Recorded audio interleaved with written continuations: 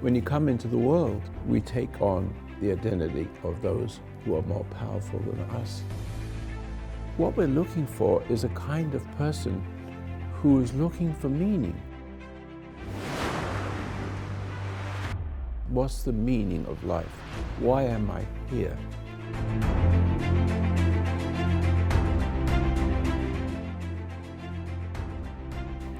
Today, I'm going to talk about something. I'm going to talk about the F word. Failure. Failure. Anybody in here who has never failed? See if, no, nobody. Okay. Is failure something we generally kind of hate? We don't like to fail. Nobody likes to fail. Everybody hates to fail. Even people who keep going down further and further and further on that elevator downward. Every time they fail, they're angry because they failed. People who are addicted to drugs, people who have any kind of addiction that controls their life, their ability to function as a human being, they hate what it is that they are enmeshed with. They hate it. But the hate is what gives whatever it is that we're involved with the power to hold on to us. It's kind of like the Velcro, the hooks and the loops. So, failure isn't really what most of us think it is, actually. Now, I remember way back when I was a grasshopper. You know, my dad is very focused on being the best you can possibly be. That's basically the core of the philosophy. In other words, don't let all of the problems of life, the fear, the emotion, the anger, the impatience, everything that's wrong with the human condition. Basically, my dad tries to help everyone understand that if you could just not be giving in those moments of temptation, that those moments would pass, and that you could go on and do whatever you need to do, however you need to do it. And that's the core of it. We're all people who are struggling with all of the things that are keeping us down. We're struggling with them. And so I'll tell you this. It's interesting to note that, has anybody in here ever been a lifeguard? No?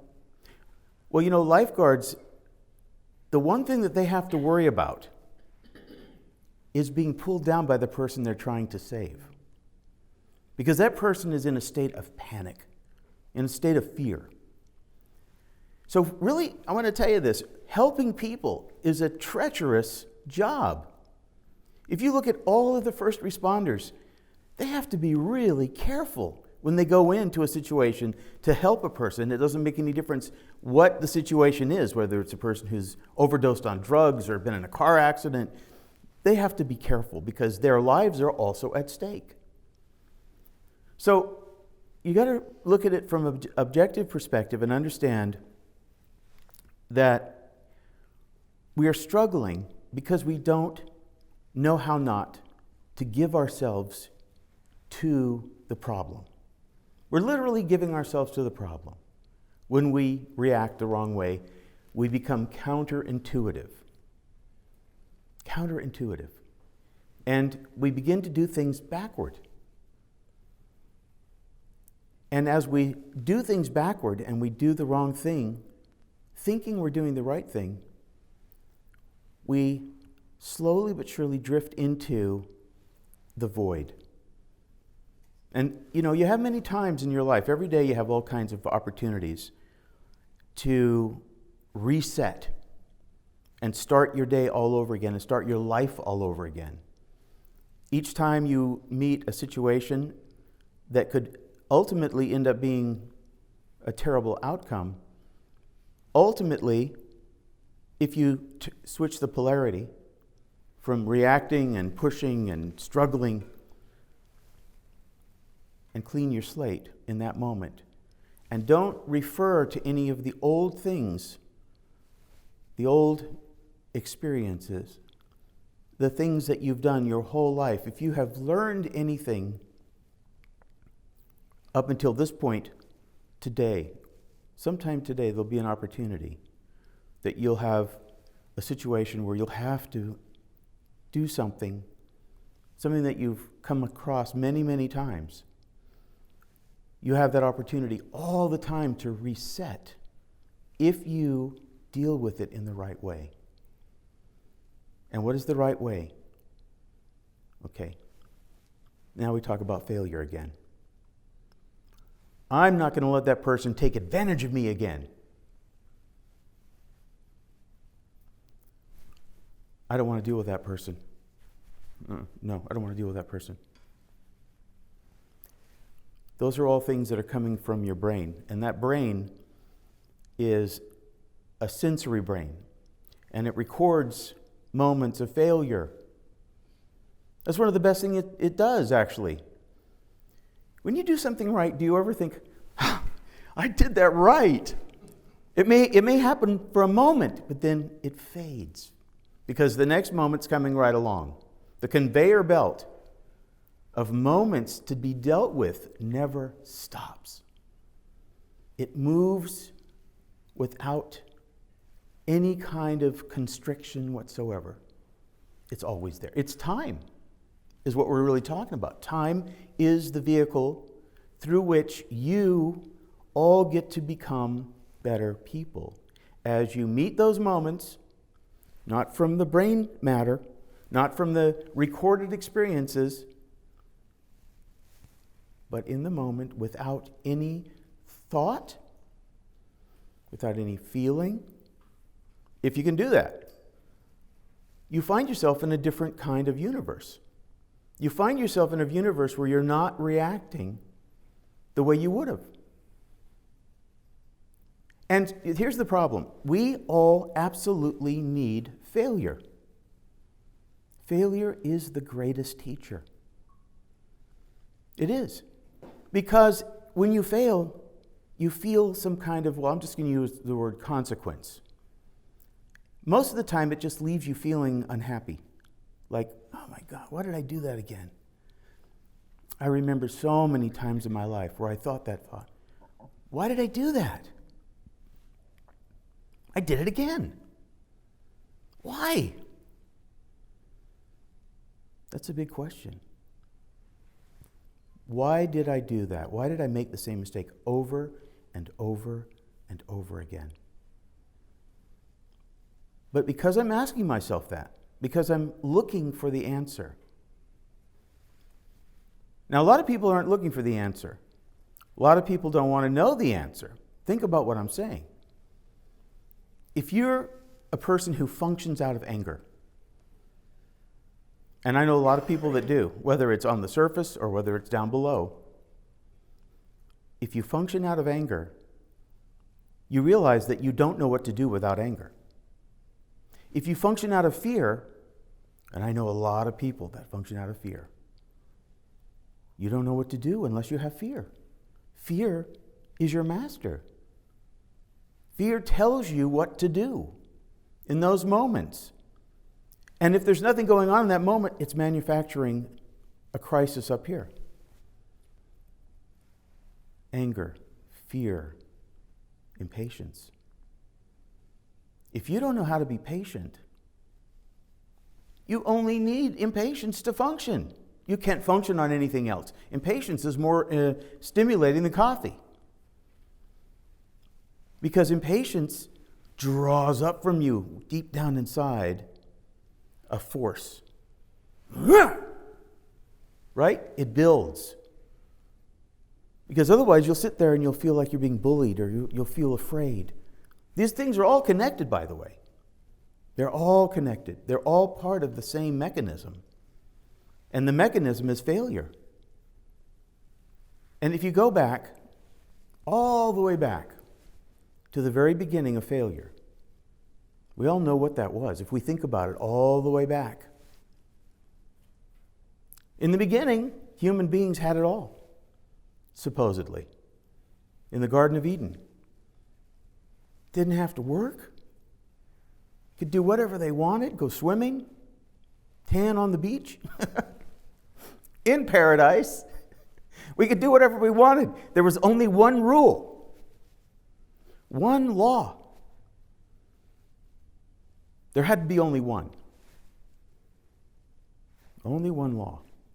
And there's a part of us, by the way, you hear about genetic engineering, and you hear about it, all the problems that people have, it's alcoholism or whatever it is, it's all genetic. Well, we also might have a genetic propensity to fail. As a matter of fact, look, failure is in our blood. It's ingrained in us. But look at what happens when children come into this world. I'll show you how important failure is again. Children come into the world, and I remember one of my kids used to love to climb on this little coffee table. And my wife is always like, no, he's going to fall. I said, wait, if he doesn't fall, he's not going to understand that he can't just walk off the end. So I'm going to tell you what I'm doing. I'm going to get down here and I'm going to wait for him. I'm not going to keep him from falling, but I'm going to catch him just before he hits the ground. You can do that.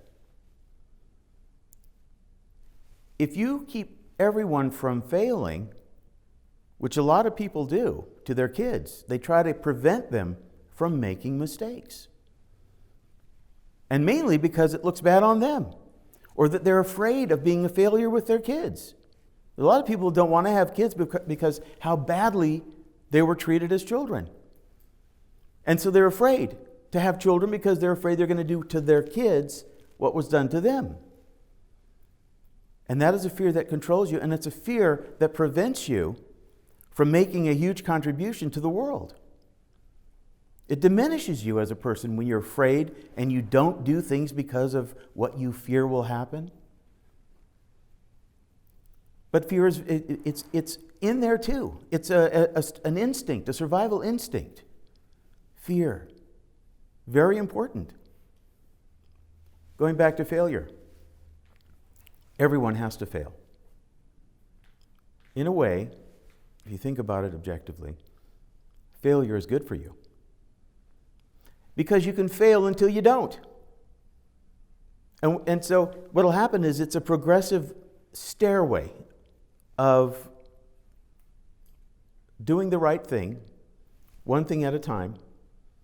And as you deal with one thing that you've been failing to deal with all those years, and that thing kind of resolves, something else comes along. Now, I think it's true, if you look at it, that God never gives you more than you can handle. Now, that doesn't mean terrible things don't happen. Terrible things do happen to people. But in your everyday life, if you think about it, God is like that parent that's trying to catch you so that you learn, so that failure becomes your teacher. You realize if we didn't have a higher power watching over us, that probably most of us wouldn't have lived very long. And when you look at the people, I'm saying if you look at people who are living in the tent cities and who are bums who are sleeping on the street, I've heard a lot of amazing stories about people that eventually recover from being homeless and being caught in that cycle and go on to be amazing people, really amazing people, because they've learned something from that experience. They saw what was keeping them from growing. They saw what was making them run away from life. They saw it. They understood it finally. Those are interesting stories. But in a manner of speaking, they're no different than we are. The difference is that it's more obvious with them. But there's part of that in all of us. We're all kind of want to go into a hole and sort of keep the world out. Now, there's others who want to run out into the world, out in the middle of the street, and try to stop the bus. And that's the other extreme of that, The kind of people that we watch, and this is what the world wants us to believe. The world wants to tempt us to believe, and especially the young people. You can do whatever you want. That's what the devil said in the Garden of Eden. He wants to keep you down. You don't have to listen to that. Okay. So they go out. And again, I'm amazed at how many people do stupid things and don't lose their lives. And people who end up in situations, what did I just hear? Something the other day about a woman that did something and died and then was saved by the doctors and came back to life, had a near-death experience. But what we realize, if we survive, those of us who have been out there on that edge, what we realize is that we are not alone. We're not just by ourselves. As remote as we could be in the world, or as alone as we can feel on an everyday basis, we're not alone. We all are very aware of our failings. All of us are. And so there are people who are full of pride, who walk around with their head up and their nose down, looking at everybody else. And they seem to be the ones to follow. They don't seem to have any conflict. They seem to be all together. They seem like they're the people who have somehow conquered that thing called self-consciousness. Inferiority. But remember this. The very voice that tells you you're not good enough is the voice that tells you, be like that. It's that little thing inside of everybody. I want to call it the id, the creature of the id. It's all there. And it manufactures and engineers so many situations for you to encounter failure. And it never wants you to realize that one thing, and that failure is necessary. You cannot ever grow. You can't do anything right unless you learn those most basic principles of failure. When I was growing up, I was born in the 50s. The 60s was the me generation. My dad didn't really keep that much of an eye on me. He was busy building his business. I was out there with all those people, the whatever makes you feel good crowd. As many people, it's still there. It's all there. It was just maybe slightly more innocent back in those days. But the one thing that I never lost in my life was that sense of, I know what's right and wrong. I could sense it from the time I was little. And I think that many of us, all of you, probably did too. At some point, but you lost it.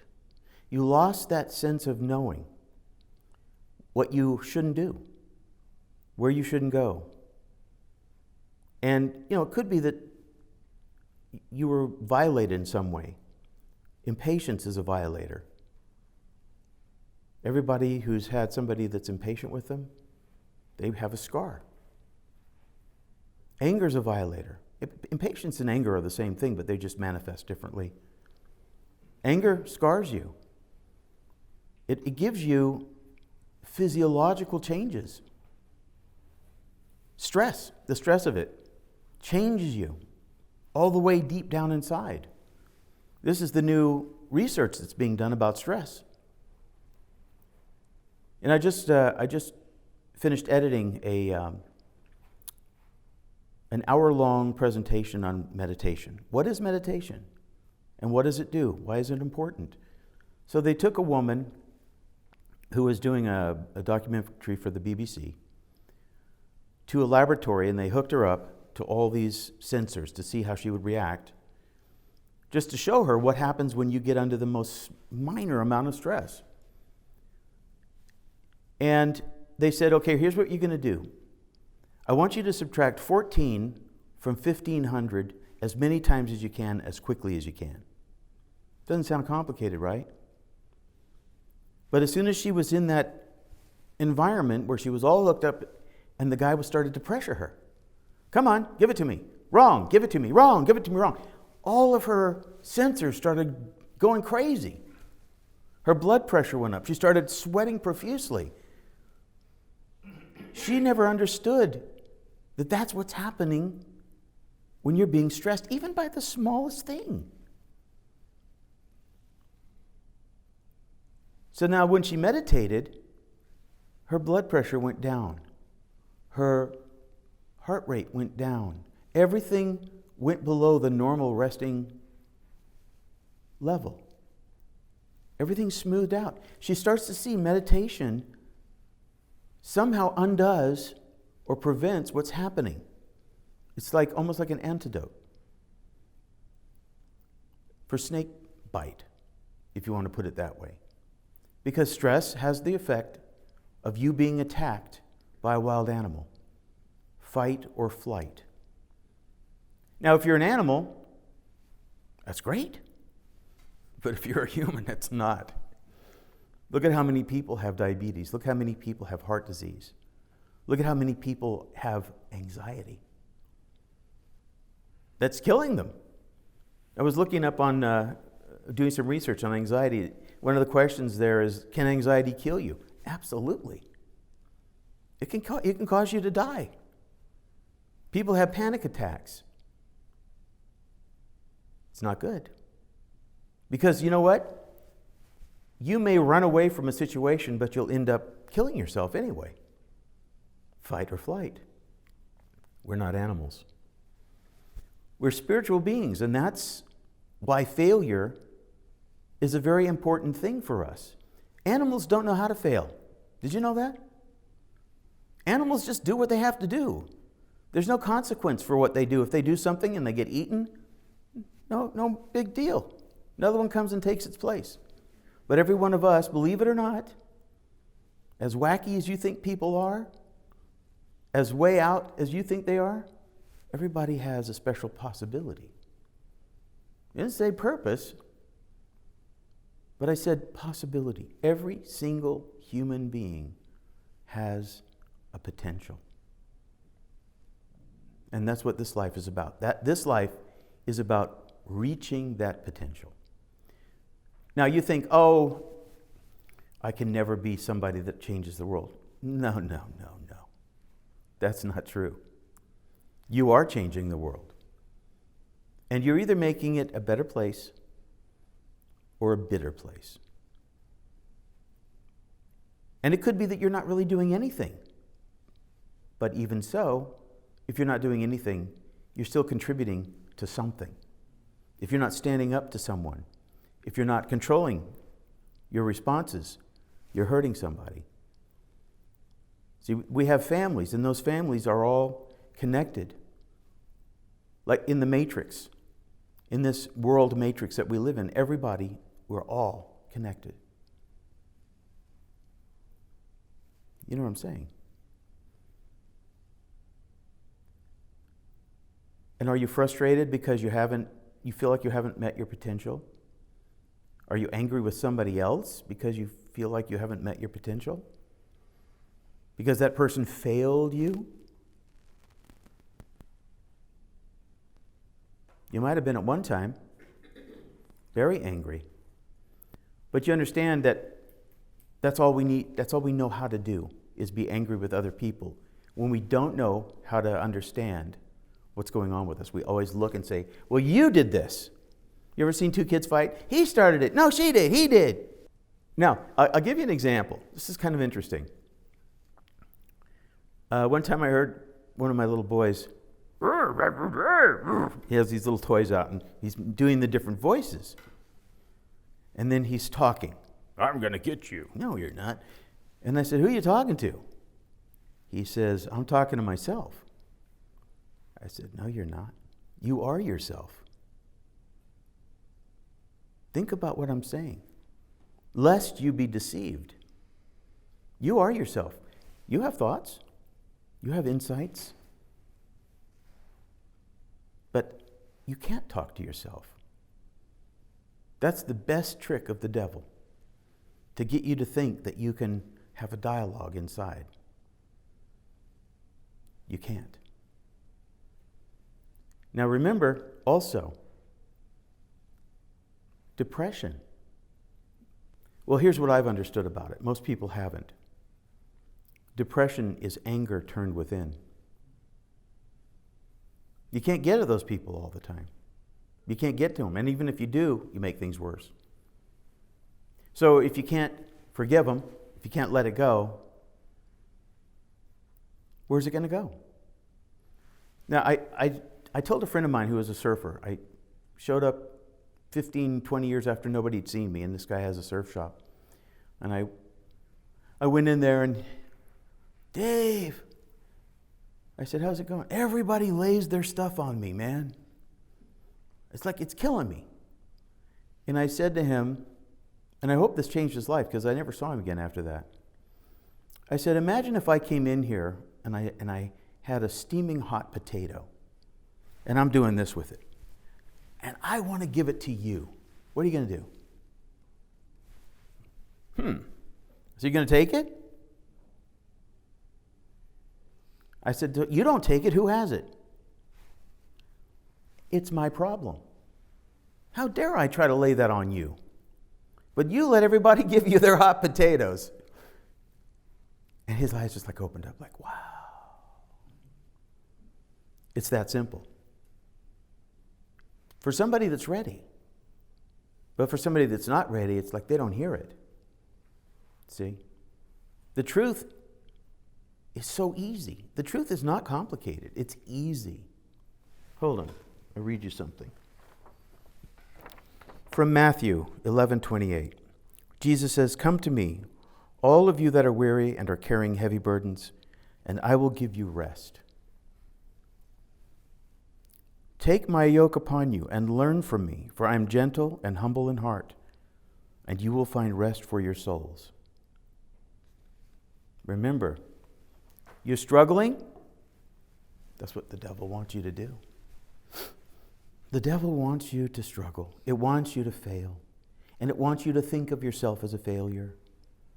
And it wants to perpetuate that into everyone around you.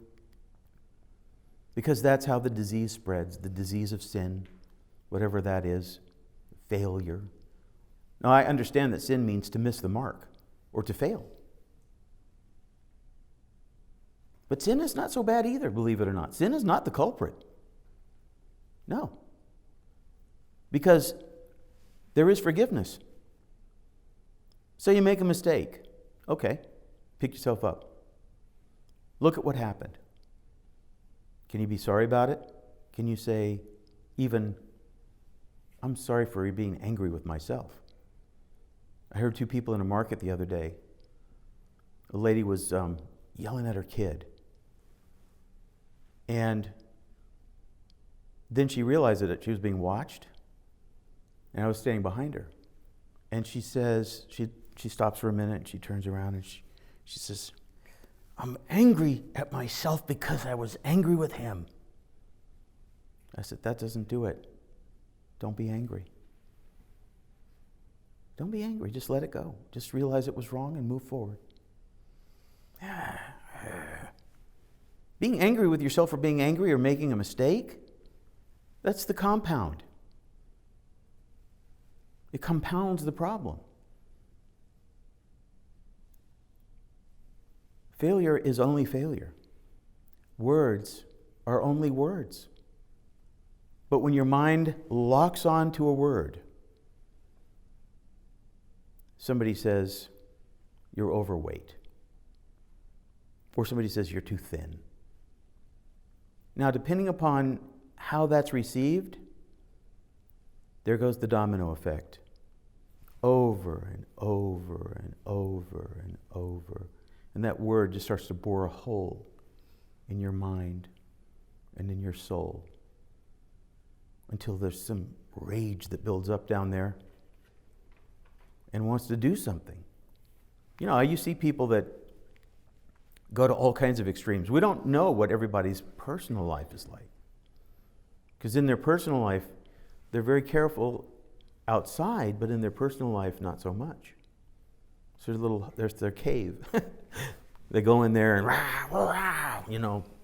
let it all out and eat junk food and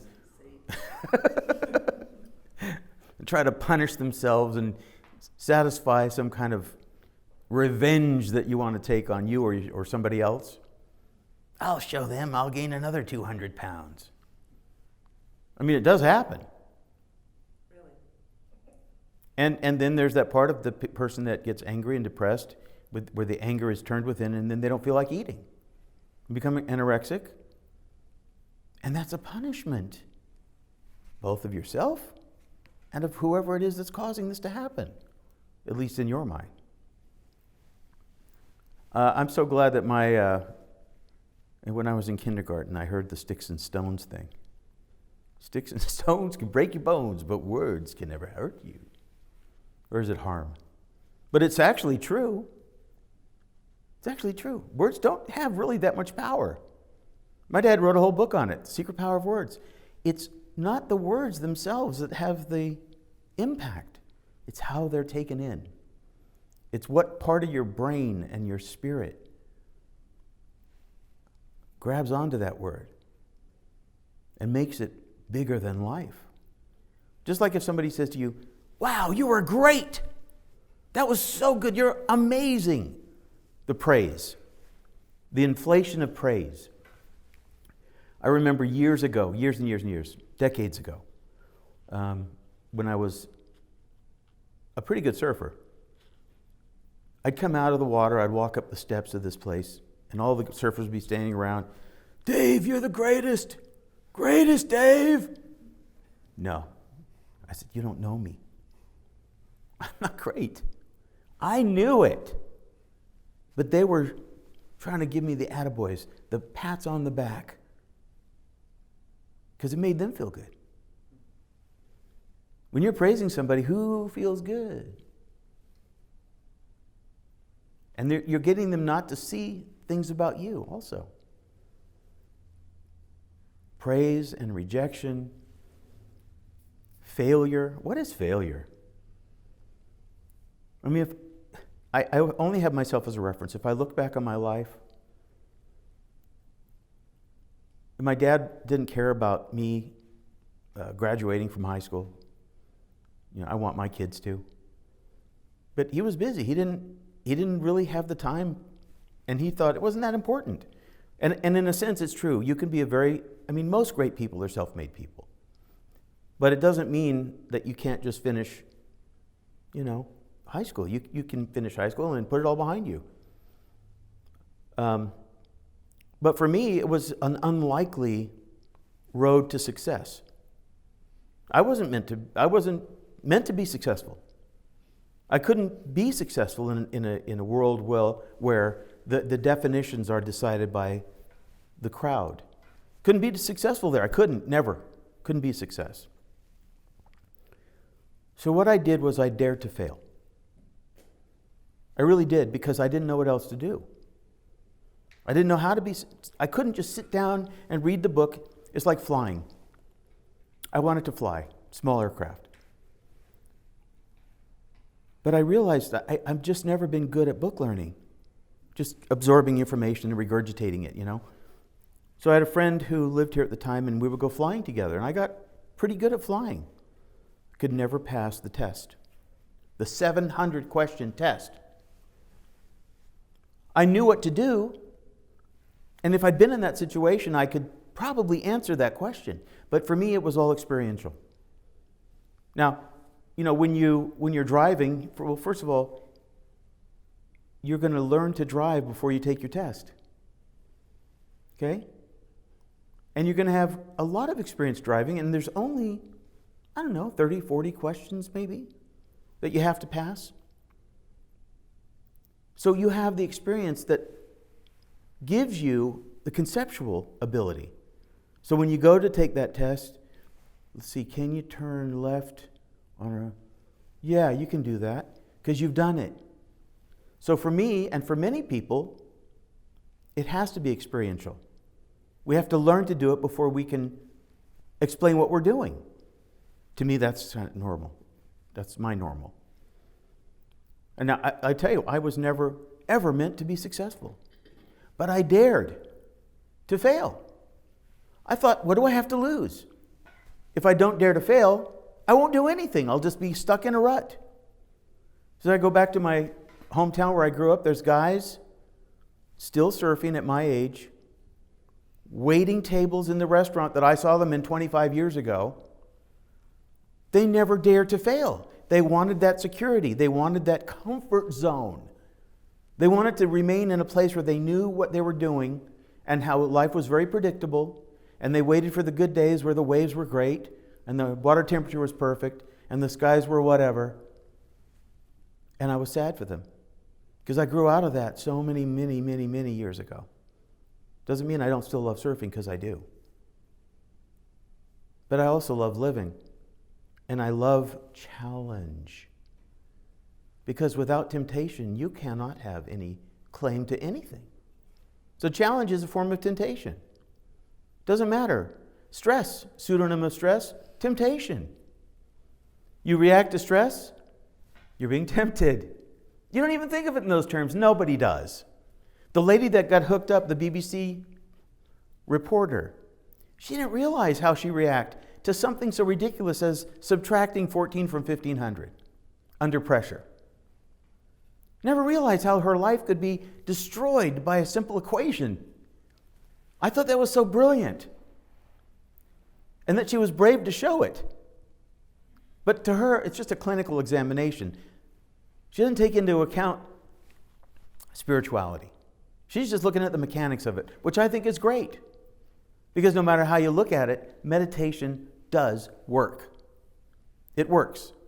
It's not dependent on us having any sort of spiritual perspective at all.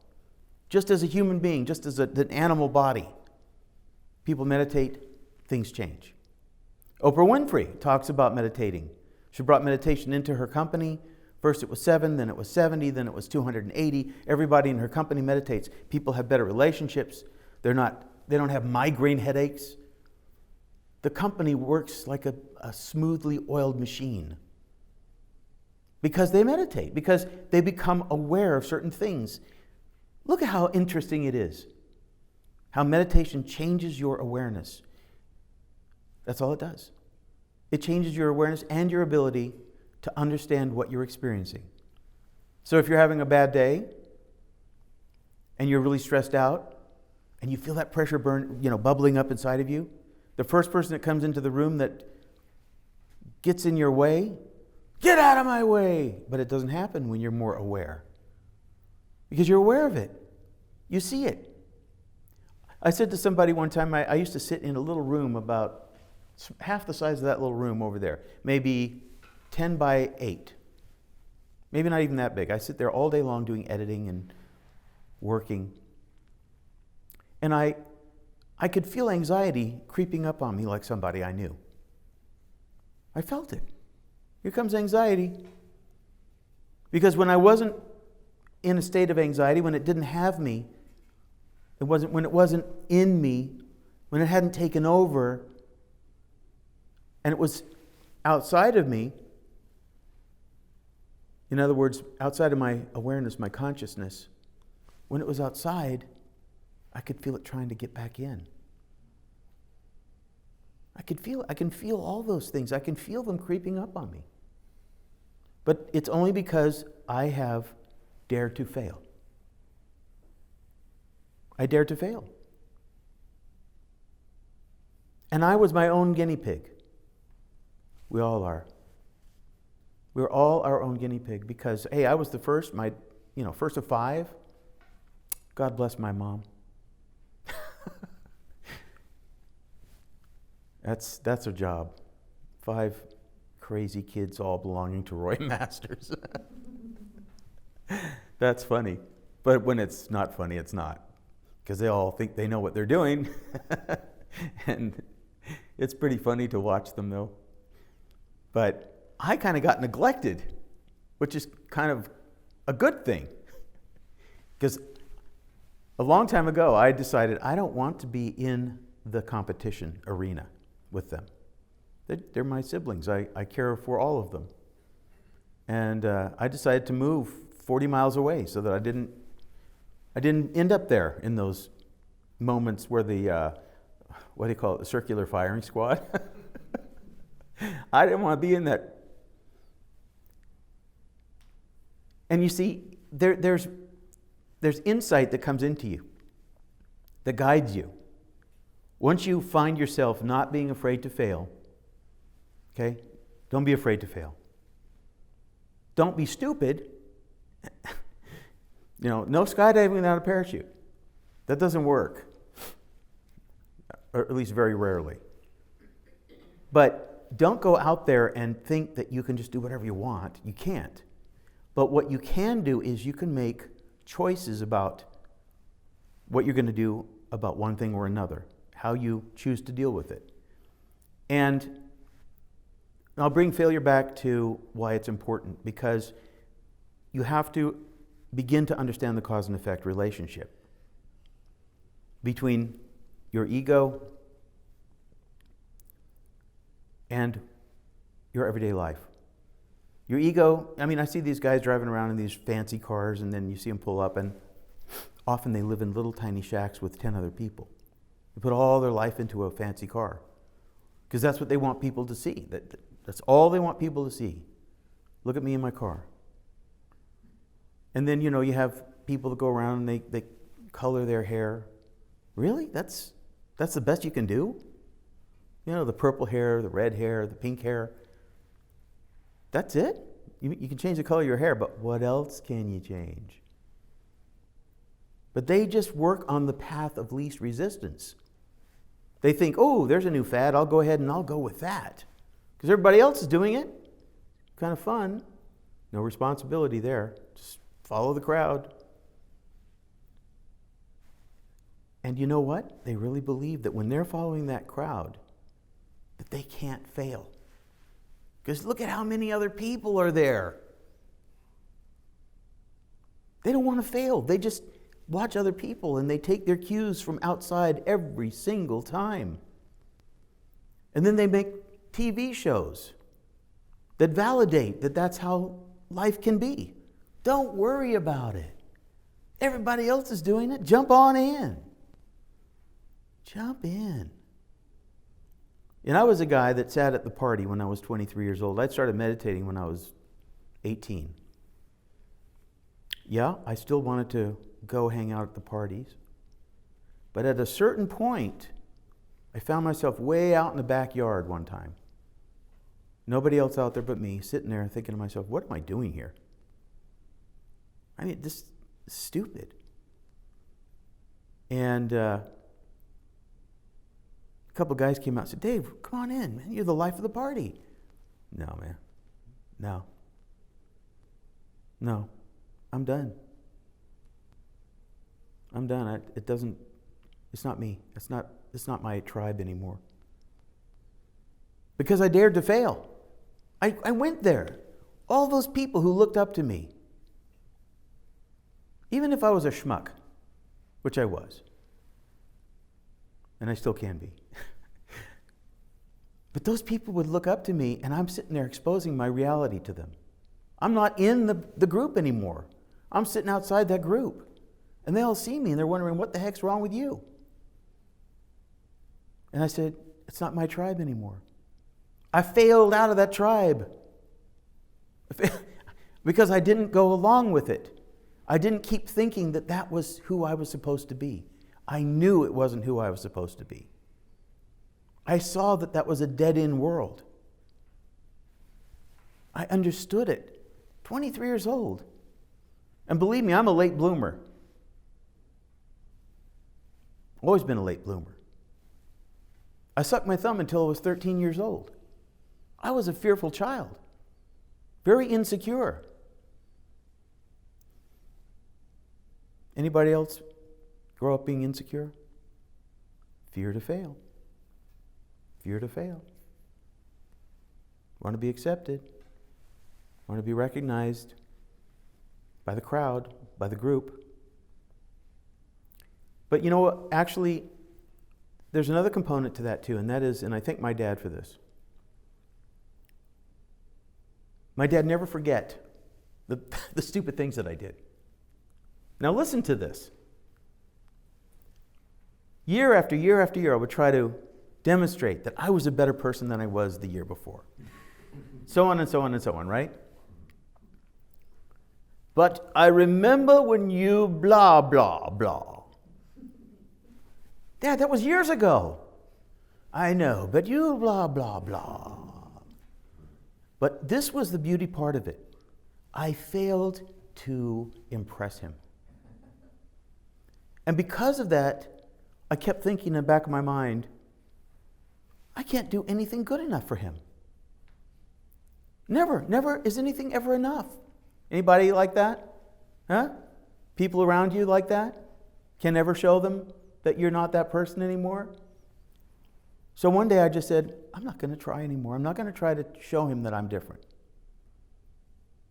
So that freed me from being a people pleaser. It freed me from making him the center of my universe. And so I failed to impress him. And for me, that equaled a certain degree of freedom. I had to go and do my own thing. I had to not care how I was affecting him so that he would see me a certain way, or anybody else for that matter. Failure is not the problem. You have to dare to fail greatly, in the sense that you are being your own person. It's hard to do that. The truth is simple. The truth sets you free, but it's hard to be your own person. Because you're so programmed, everyone is so programmed, not to fail the crowd, not to fail the family, not to fail in your own mind. Nobody wants to be a failure in their own mind, do they?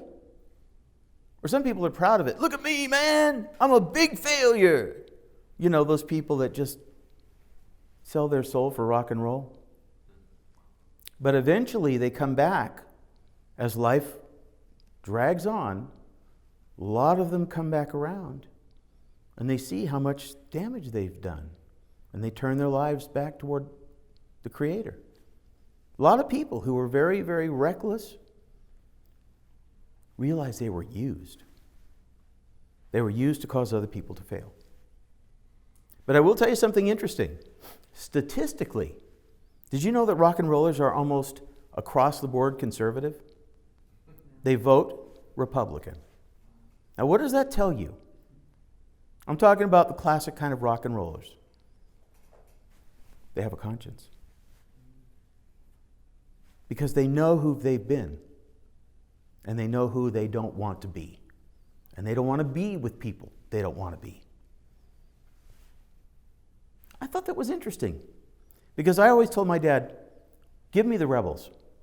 I'll take the rebels any day. Because the rebels can calm down. They can even out. But the conformists, you can have them. I almost became one. God forbid. I almost became one. And we're always kind of on the verge of becoming a rebel or a conformist. When you get angry, what do you want to do?